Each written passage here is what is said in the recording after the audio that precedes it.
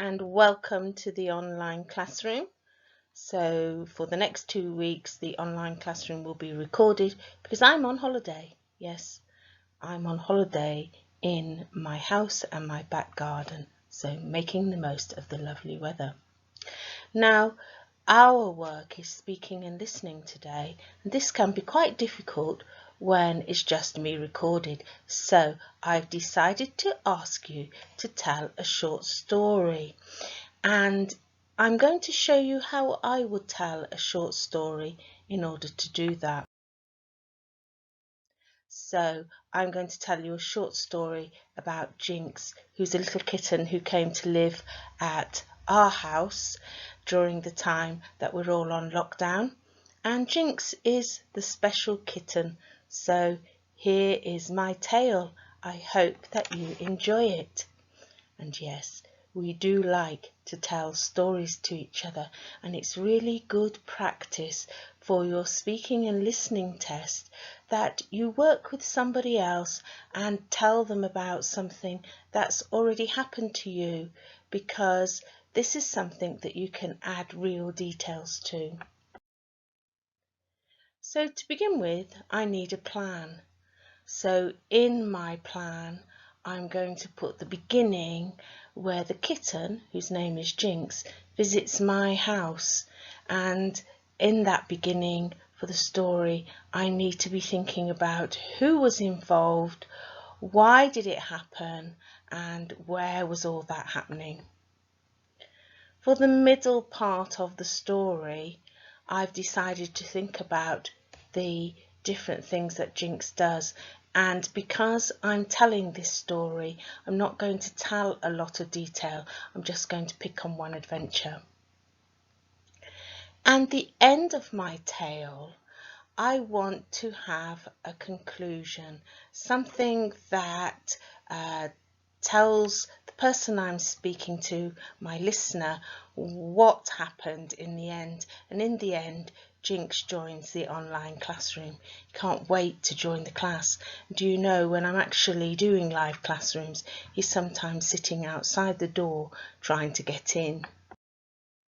So when we have a plan, the beginning, Jinx visits my house. The middle, Jinx and his adventure, and the end, Jinx joins the online classroom.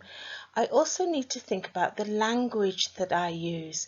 This is because when you do your speaking and listening test, your examiner will be listening to how you move in your speaking to include the past continuous and to use adjectives or ideas. And in this video, I'm going to show you how I would write the story down. And at the end, I will show you how to use a 3-point plan when you're telling a story for an exam. So I'm going to use the past tense by deciding on 2 phrases I'm going to use in this story. So I'm going to use "we had decided" at the beginning, and "so he hadn't forgotten" at the end. And when we go through the story, I will highlight those 2 phrases so you can see that if my examiner was listening to me tell a story, they could pick up on those 2 points. I also want to use some adjectives, but not too many. If you notice, when we speak English, we do use adjectives. We do sometimes exaggerate, but we don't use too many.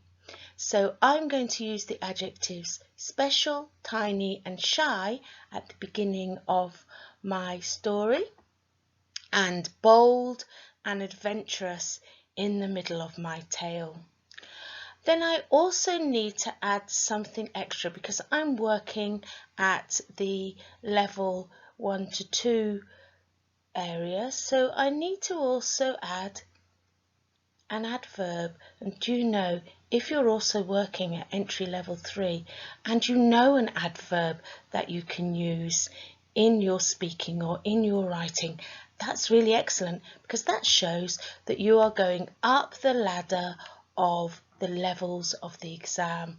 So I'm going to use the adverb patiently, but I'm going to use it at the end of my story.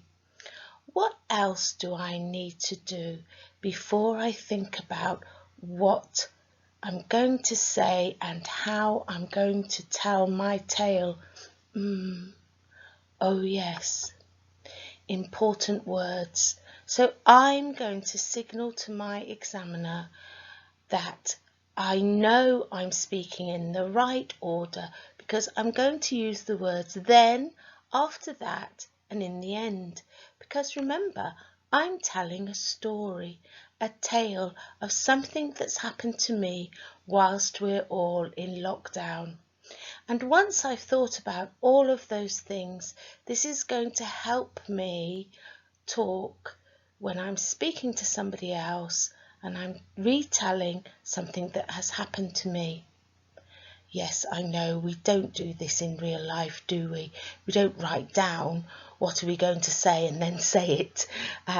This is just because we're practicing our English and we're going to practice our speaking and listening by telling somebody else a tale or a story. So let's begin. Telling my story, and in the frame there you can see a picture of Jinx, who's the little kitten who came to visit my home. I was at home. It was a quiet evening. Then Jinx arrived. My son had brought the kitten Jinx to stay for a short while because the kitten's owner was ill and couldn't look after him. Now, did you notice there that I wrote down could not, but I turned it into a contraction when I speak? So what I did there was I contracted could and not into couldn't. That's because I found it more comfortable to say couldn't, and that's what you have to do when you're talking. We had decided that my house would be a safe place for Jinx to visit for a short time. He was a tiny, shy kitten, but he would turn out to be very special. And you can see, just as I said at the beginning of the video, that the words highlighted in bold are the words that I decided that I wanted in my tale before I began. Jinx settled into his new home. Then disaster struck. Coronavirus spread to my country. Jinx couldn't go home. His owner was recovering from cancer and it was too early for him to return to his real life. Jinx was no longer a visitor. He had to stay. And when you're looking at that tale, when I'm writing it down, I'm adding a little bit more information for my reader. But when I'm telling it, I'm telling all about a true event, something that happened to me when we said that we would look after a little kitten for a short while, and then life changed, because that's what happens in life, isn't it? You can plan all that you want, but suddenly things occur that make changes.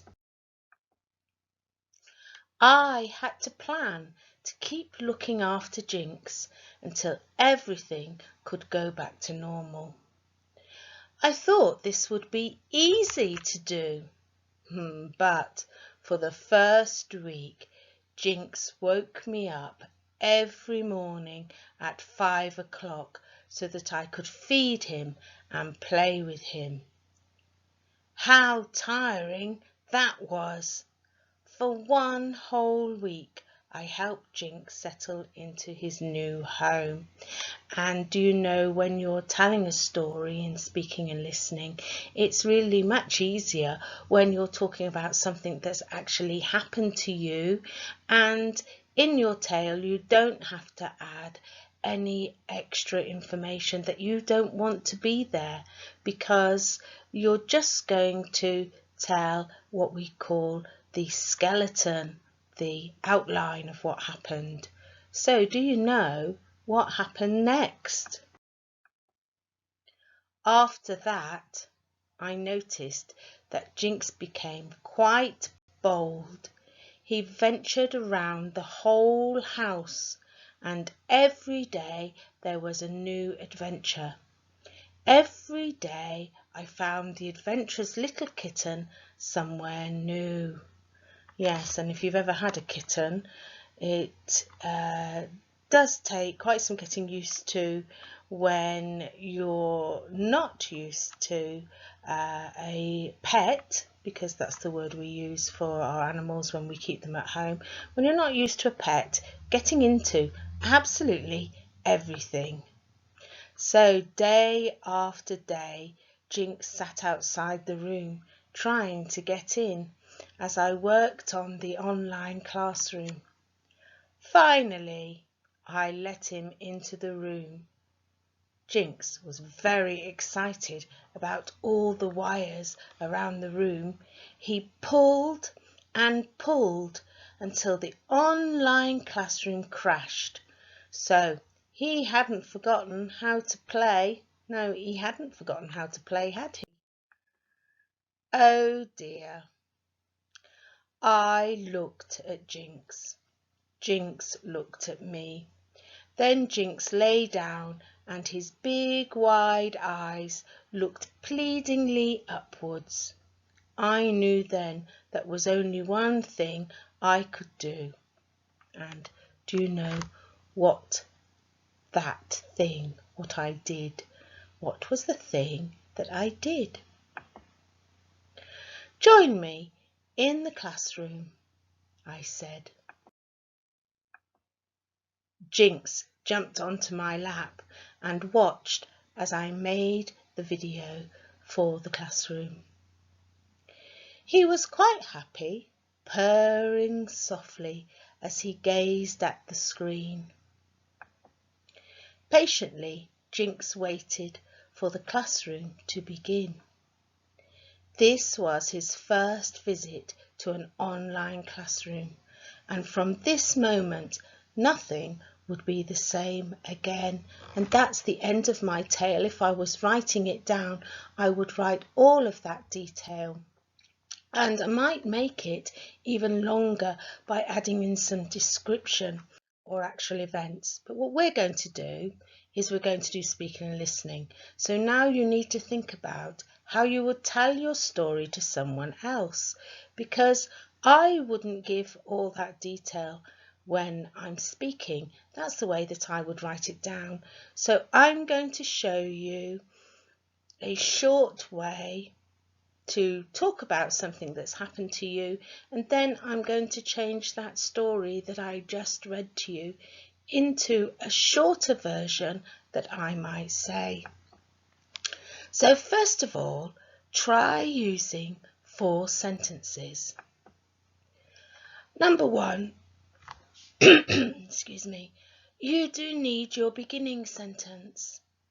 Number 2, you need 2 sentences about what happened for the middle of your piece of work. And finally, you need an ending sentence. How would that work for me? Well, I could choose the opening sentence. I was at home just before Jinx the kitten arrived. And that would tell my listener exactly what I was going to talk about and where I was.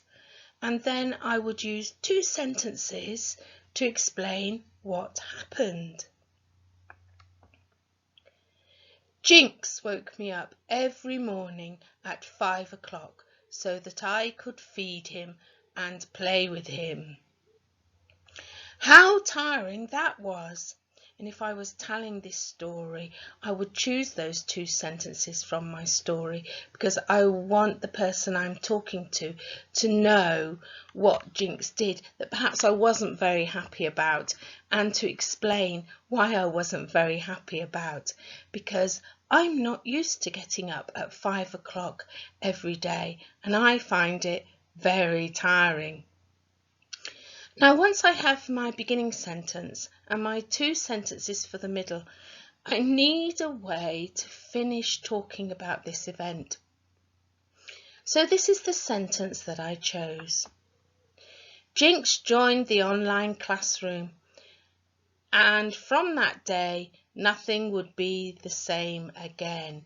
So if I was telling the tale, I would reduce the story to 4 sentences, and that's what I want you to try.